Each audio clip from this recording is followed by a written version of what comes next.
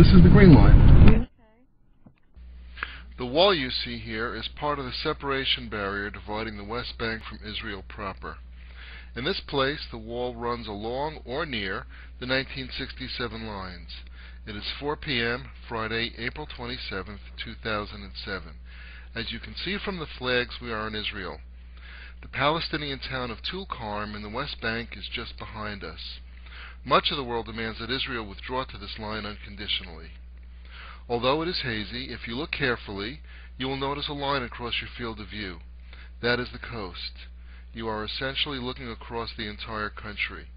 We are at an elevation of about 200 feet, looking at a shoreline approximately 10 miles away. The West Bank consists largely of highlands that overlook the coastal plain where most Israelis live. On a clear day, you should be able to easily see across Israel from the West Bank.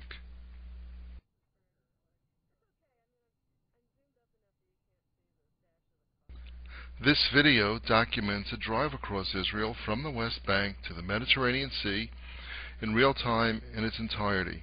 The camera is running continuously, except when Judah's finger slips a little. This video was made using a conventional digital still image camera with a video option. This required keeping the button pressed halfway down. Once in a while she slipped and took a still image. The idea for this video came to me while looking at aerial pictures of Israel on the internet. Besides having a vague idea I'd like to film a trip across the narrow waist of the country, there was no other planning involved. We were on vacation, driving through this area, and took about half an hour out of a 2-week trip to make this. None of us had been on this road before. It was our plan to travel across Israel in 15 minutes. All we knew was that Israel was about 10 miles wide at this point, and this road more or less traversed the entire country. As you can see, this is a purely amateur production. The truck in front of us appears to be some sort of military vehicle. It is the only military presence you will see here, even though we are only about a mile from one of the most contested frontiers in the world, and near the country's main population centers.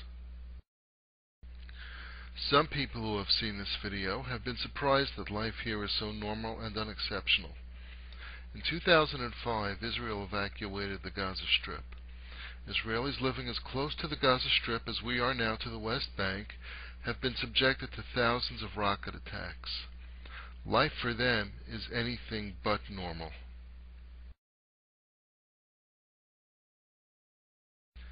The map in the inset shows Israel relative to the rest of the Middle East. As we zoom in, you can see how narrow Israel really is and how vast are the Arab countries that surround it. We are in the central district on the road from Tulkarm in the West Bank on the right to Netanya along the coast on the left.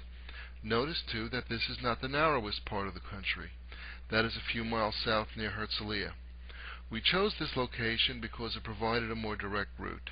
The next town to the north, Hadera, was hit by rockets launched by Hezbollah from Lebanon in 2006. We are not in some far-off corner, but in Israel's core. North of here live about 1/3 of its population, south about 2/3. If an invading army gained control of this small piece of land, Israel would be cut in two and could be destroyed. If the militants in the West Bank were able to launch rockets at the narrow coastal plain, Israel would become essentially uninhabitable. Although you are seeing one of Israel's narrowest parts, its widest parts are not that much wider. Around Tel Aviv, Israel is only about 15 miles wide. The lower half of the country is arid desert where very few people live. It is almost impossible in Israel to live more than 22 miles from foreign territory, most of it hostile. Although Egypt and Jordan do have peace treaties with Israel, those borders are mostly in these remote desert areas. Most Israelis live only a few minutes from the West Bank. In a country as small as Israel, even the furthest borders are not really very far. The Lebanese border is about 60 miles north of here. The missiles Hezbollah launched from there in the summer of 2006 had a range of about 50 miles. As mentioned before, some of them landed about 8 miles north of here in Hadera. It is entirely possible that they now possess missiles that could reach this far south where we are now. If similar missiles were launched from the West Bank, nearly everybody in Israel would be vulnerable. Because it is so small and its population is so concentrated, Israel has been called a one-bomb state. That is, it could be destroyed or mortally crippled by one atomic bomb. For the people in these cars or in the houses we are passing, this is not simply a geographic curiosity. It is the basic fact of their life day in and day out. They don't have to believe in a greater Israel or Jewish settlements to support occupying the territory on the other side of the wall. They merely have to be concerned with their own safety and that of their country. For most Westerners, wars are something fought in far-off lands halfway across the world. The enemy is distant and the threat debatable. In Israel, the enemy is literally just down the road.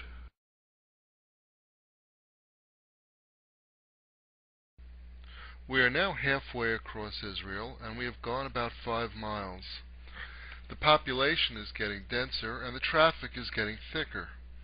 But remember, we are a 2-hour walk from a population that, as a whole, has tried for 60 years to destroy the country. The easy part of our adventure is now over. We are in good shape to meet our goal of driving from the West Bank to the Mediterranean in 15 minutes.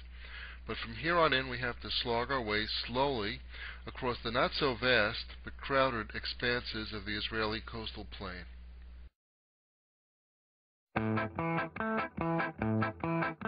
The world is full of terror. If someone makes an error, it's gonna blow us up to biddy kingdom come. There are some crazy rulers, they hide and try to fool us with demonic technologic willingness to harm. They're gonna push the button, push the button, push the button, push the button, push the button, push the button, push the button, push the button, push the button, push the button.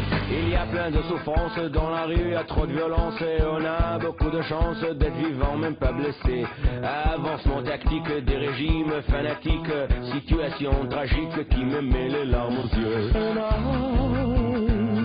don't wanna die, I wanna see the flowers bloom, don't wanna go kaput, kaboom. And I don't wanna cry, I wanna have a lot of fun, just sitting in the sun. But nevertheless, he's gonna push the button, push the button, push the button, push the button, push the button, push the button, push the button, push the button, push the button, push the button. מסתרים מתפוצצים עליי, טילים דורפים וגם נופלים עליי, שוטרים וגנבים מתרוצצים עליי והם קופצים עליי, מתרוצצים עליי, אל אליי, תענה לי אלוהי היי, הסיוט הזה ארוך מדי, כשאני בקושי חי וכולם מכוונים אליי, זה מוקדם לשיר אולי שנתתי לחיי. משטרה, צוות הצלה, הנה זה בכתם, שיר ללא סלם, אדום זה לא רק צבע, זה יותר כמו דם, שוב עוצר בלב את הנשימה, שלא תפרח עכשיו הנשמה, הנה מלחמה, הנה הנשמה, בום בום, זה מה שקורה עכשיו, בין רקטה למצ'טה וסופה לכתב, בין נחטף לנחטף, בין גשום לשרב, החלמה במדרגות עולה, וסוף את הקו, כלום, זה מה שכולם עושים, קיצונים, מקצינים וקצינים, מרטינים, מדלימים, מתמתנים, ממתינים לנתונים ועונים. שכולם חסונים. עולם כולו דמונים, שאנחנו סתם פיונים ושמפיונים עם ז'יטונים, מחליטים מה שיהיה, ניהול בעצלתיים או נעם מלאה במים, וכולם שותים לחיים וטובים זה לצד זה. אולי זה חד מדי, צריך לשיר שירי דקלים, שירי מדבר ללא דגלים. אני עוד חי, ואם ימשיך להיות מפחיד, רק אז אני אגיד. I'm gonna push the button, push the button, push the button, push the button, push the button, push the button, push the button, push the button, push the button, push the button.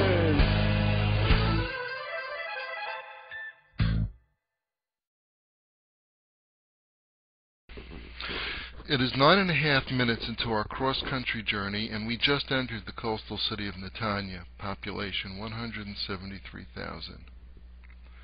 This video is not intended to advocate any particular course of action. We do hope this video visually illustrates the security concerns that are on the minds of the people in the cars and homes around us, how intrinsically vulnerable Israel is, and the terrible consequences